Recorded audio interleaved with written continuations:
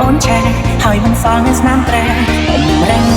បងតាមមិនពាន់ឆ្ងាយក៏ព្រោះតែការងារឆ្ងាយក៏ព្រោះតែបញ្ជា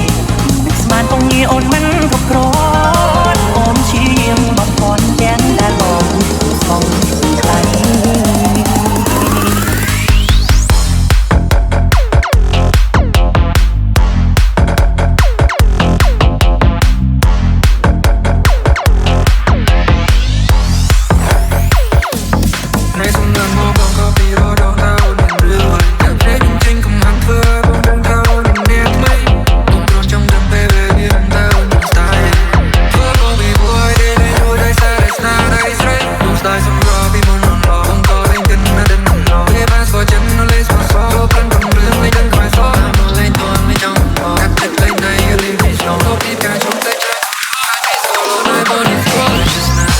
This is the Me Feat. Alex Lore សម្រែកជាងពីបេះដូងបងលឺឆ្កងស្ដាប់ដូងអួល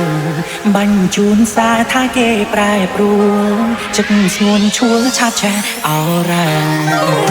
រំពឹងខួបពេកក៏អាចខំអូនបានព្រោះទាំងចិត្តប្រាច់ទាំងសន្យាដូចតែចោតសាបងស្ងួនថាមិនអោចាមិនណាកូនស្មារតីថាដាក់បងតូចទៀតណាខាងគាត់ស្រីគង់បីនឹងវាយទៅពេលស្មានថាគ្រប់យ៉ាងខាងនោះគេខាងនេះមិនប្រឆាឆែទីបងវាយបងបាច់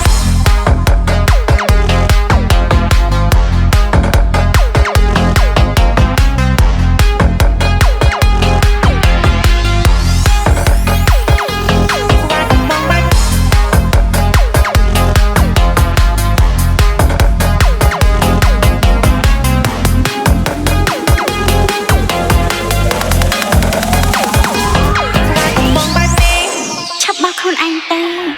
អ្នកដែលខ្ញុំស្រឡាញ់ពិតប្រាកដគឺជាគេស្វាគមន៍បងបែបនេះ